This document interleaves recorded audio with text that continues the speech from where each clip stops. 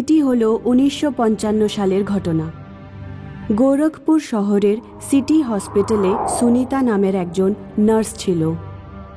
একদিন সুনিতাকে রাতে সেখানে থাকতে হয় আর তার নাইট ডিউটি পড়ে।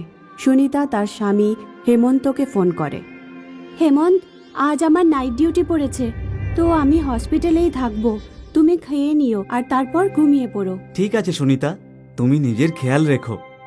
সুনিতা ফোন রেখে দেয় আর দেখে যে একটি ইমার্জেন্সি পেশেন্ট এসেছে, যার অবস্থা খুবই খারাপ ছিল। ডক্টর মহেশ ওই পেশেন্টকে আইসিইউতে নিয়ে যায়। সুনিতাও তার সাথেই যায়। পেশেন্টের অবস্থা খুবই খারাপ, সুনিতা, ওকে বাঁচানো যাবে না। মহেশ চেষ্টা করে কিন্তু ওই পেশেন্টটাকে বাঁচাতে পারে না। এনার বাড়ির লোককে খবর দিয়ে দাও সুনিতা। ঠিক আছে ডক্টর। মহেশ আর সুনিতা আইসিইউ থেকে চলে যায়। আত্মা লাশটাকে দেখে হাসতে থাকে।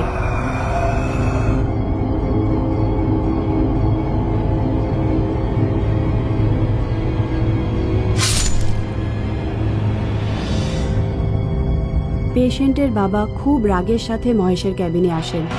আপনারা হসপিটালের নামে এমন অপরাধ করছেন, লজ্জা করে না? আরে আরে, এসব আপনি কি বলছেন? আমার ছেলের কার অ্যাক্সিডেন্ট হয়েছে আর আপনারা বলছেন যে আমার ছেলেকে বাঁচাতে পারেননি। কিন্তু সত্যি এটাই যে আপনারাই আমার ছেলেকে মেরে ফেলেছেন ও দুটো কিডনি বার করে নেবার জন্য। এটা আপনি কি বলছেন? মহেশ আর সুনিতা লাশের কাছে আসে আর দেখে যে দুটো কিডনি বের করে নেওয়া হয়েছে। মহেশ ভীষণভাবে ভয় পেয়ে যায়। আমি এই হসপিটালের বিরুদ্ধে জোরদার মামলা করব। আত্মা এসব দেখে খুব হাসতে শুরু করে।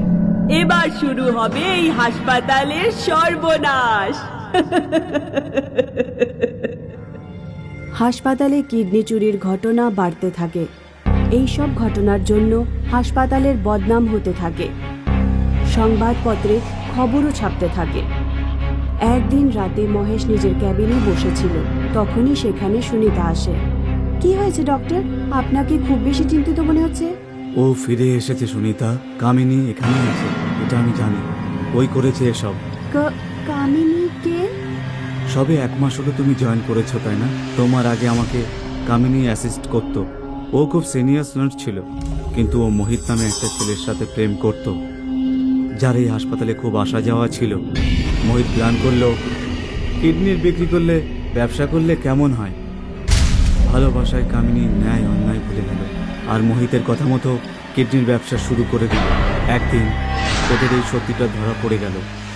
মোহিত আর ওর সব দলবলকে গ্রেপ্তার করা হলো, কিন্তু কামিনী কোনো রকমে পালিয়ে গেল। পরে শোনা যায় যে ও আত্মহত্যা করেছে। মহেশ সুনিতাকে কামিনীর ব্যাপারে বলতে বলতেই কামিনীর সামনে চলে আসে। কি ডাক্তার, আমার ব্যাপারে ওকে বলছিলে, তাই না? মহেশ আর সুনিতা ভয় পেয়ে যায়। তোমাদের সবার কারণে আমি আমার ভালোবাসা হারিয়েছি। এই হাসপাতালকে আমি বরবাদ করে দেব, তোমাদের সবাইকে বরবাদ করে দেব। যা কিছু হয়েছে তা তোমার দোষেই হয়েছে। তুমি কিডনি বিক্রির অপরাধ করেছো, যার শাস্তি তুমি পেয়েছো। এই কথায় কামিনীর খুব রাগ হয় আর ও মহেশকে খুব জোরে থাপ্পড় মারে আর ওর মাথা থেকে রক্ত বেরোতে থাকে। মাঝরাতে হাসপাতালে একটি রোগী আসে, যার পেটে খুব ব্যথা হচ্ছিল। সেই রোগী ডক্টর মহেশের ক্যাবিনে যায়। এই হাসপাতালের এত বদনাম, কিন্তু কি করব, পেট এত ব্যথা করছে আর এই হাসপাতালটাই বাড়ির কাছে। তাড়াতাড়ি ওষুধ নিয়ে এখান থেকে বেরিয়ে যাব।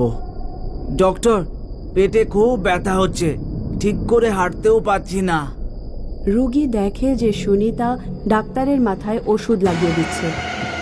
আরে এ কি হয়েছে ডাক্তার বাবুর? ও হঠাৎ করে পা পিছিয়ে গেছে ডাক্তারবাবু, আসুন আমি আপনাকে দেখে নিচ্ছি। কিডনি নিয়ে যাবার সময় এসে গেছে। আজ এই যুবক ছেলেটির কিডনি বের করে নেব, তাহলে এই হাসপাতাল চিরকালের জন্য বন্ধ হয়ে যাবে। সুনিতা রোগীকে পরীক্ষা করতে থাকে। তখনই ওই আত্মা সেখানে চলে আসে। তুমি সরে যাও সুনিতা, আমিও একজন নার্স। আমি ওকে দেখে নিচ্ছি। রোগী ঠকঠক করে কাঁপতে থাকে। সুনিতা রোগীর সামনে দাঁড়িয়ে পড়ে। না, আমি এই হাসপাতালের আর বদনাম হতে দেব না। তুই আটকাবি আমাকে? কামিনী সুনিতাকে খুব জোরে ধাক্কা মেরে দেয়। আত্মা রোগীর কাছে চলে আসে আর নিজের নখগুলো লম্বা করে নেয়। তখনই ডাক্তার সেখানে চলে আসে আর ওই আত্মাকে ত্রিশূল মেরে দেয়। ওই আত্মা অদৃশ্য হয়ে যায়। আপনি ঠিক আছেন তো ডাক্তার? আর যাই কিছু এখানে হলো তাতে এটাই প্রমাণ হলো যে এই হাসপাতালে যা যা হয়েছে সব ওই আত্মার জন্যই হয়েছিল। আমি মিডিয়াকে গিয়ে সব কথা বলবো। উনি মিডিয়ার সামনে গিয়ে স্টেটমেন্ট দেন আর আবার সিটি হাসপাতালের নাম হয়ে যায়। কামিনীর আত্মার উদ্দেশ্য সফল হয় না আর ও ভস্ম হয়ে যায়। ডিমাপুর গ্রামে মীরা তার স্বামী রোহনের সাথে থাকত। একদিন অনেক রাত হয়ে গেছে, কিন্তু রোহন বাড়ি ফেরেনি। মীরা বারবার রোহনের ফোনে চেষ্টা করছিল, কিন্তু ফোন লাগছিল না। বিচলিত হয়ে মীরা তার প্রতিবেশী শান্তির কাছে যায়। শান্তিদি, আমার স্বামী এখনো ফেরেনি, ফোনেও পাচ্ছি না। রোহন কি মনোহর হাসপাতালের রাস্তা দিয়ে ফেরে? হ্যাঁ, কেন? তাড়াতাড়ি চলো, আমি গাড়ি বার করছি। কিন্তু কি হয়েছে? হাসপাতালের রাস্তাতে রাতে একটা প্রেতাত্মা ঘুরে বেড়ায়। শুনেছি প্রেতাত্মা লোকেদের হৃৎপিণ্ড বার করে নেয়। শান্তি আর মীরা গাড়ি করে মনোহর হাসপাতালের দিকে রওনা দেয়। এদিকে হাসপাতালের রাস্তাতে রোহনের গাড়ি খারাপ হয়। এই রাস্তাটা খুব নির্জন, হেল্প চাওয়ার মতন কেউ নেই। ফোনের ব্যাটারিতেও চার্জ শেষ হয়ে গেছে। তখনই প্রেতাত্মা রোহনের সামনে আসে। তোর গাড়ি আমি খারাপ করেছি, আর এখন তোর হৃৎপিণ্ডটা বার করে নেব। রোহন ভয়তে অজ্ঞান হয়ে যায়। প্রেতাত্মা রোহনের বুকে হাত দিয়ে হৃৎপিণ্ডটা বার করতেই যাচ্ছিল। ঠিক সেই সময় শান্তি আর মীরা গাড়ি করে সেখানে পৌঁছে যায়। শান্তি প্রেতাত্মার উপর গঙ্গা জল ছিটিয়ে দেয়। আজকে যাচ্ছি, সুযোগ পেলে আবার আসব। এই কথাটা বলে প্রেতাত্মা চলে যায়। মীরা রোহনের মুখে জল ছেটায়। রোহনের জ্ঞান ফেরে। তিনজন বাড়ি ফিরে আসে। দিদি, আত্মাটা লোকেদের হৃৎপিণ্ড বার করে নেয় কেন? 8 বছর আগের কথা।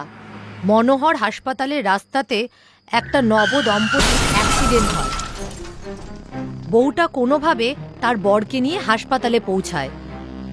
বরটা বেঁচে ছিল, কিন্তু ডাক্তাররা ছিল ডিসঅনেস্ট। সে তার বরকে মৃত ঘোষণা করে আর তার হৃৎপিণ্ডটা বার করে চোরাচালানকারীদের বেচে দেয়। বউ হাসপাতাল কর্তৃপক্ষের এগেনস্টে কেস করে, কিন্তু কেসে হেরে যায়। নিজের স্বামীকে হারানোর শোক আর ন্যায় না পাওয়ার যন্ত্রণায় সে আত্মহত্যা করে। তারপর থেকে তার আত্মা ওই হাসপাতালের রাস্তায় ঘুরে বেড়ায়। সে ওই হাসপাতালের 2 জন ডক্টরকেও মেরে ফেলেছে।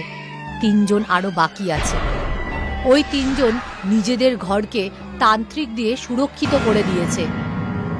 যে ওই রাস্তায় ফেরে আত্মা তার হৃৎপিণ্ড বার করে নেয়। ঠিক আছে, শোনো, অনেক রাত হয়ে গেল, আমি শুতে যাচ্ছি। শান্তি শুতে চলে যায়। মীরা আর রোহনও ঘুমিয়ে পড়ে। কিছুক্ষণ পর মীরা হঠাৎ উঠে পড়ে আর অদ্ভুত রকমের আচরণ করতে থাকে।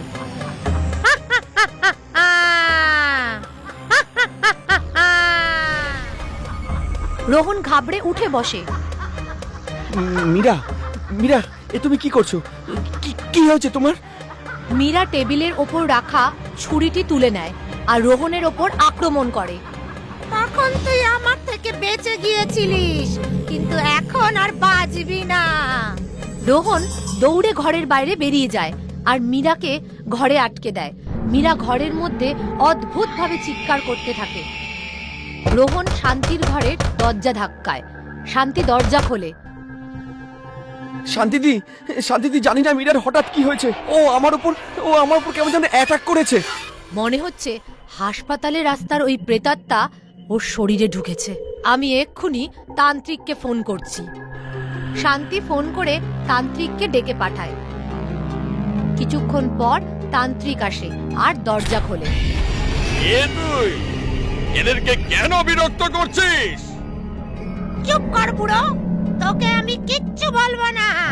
যদি না বলিস আমি হনুমান চাল্লিশা পড়ে তোকে ভস্ম করে দেব।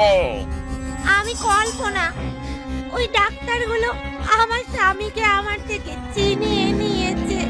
আমরা একে অপরকে খুব ভালোবাসতাম।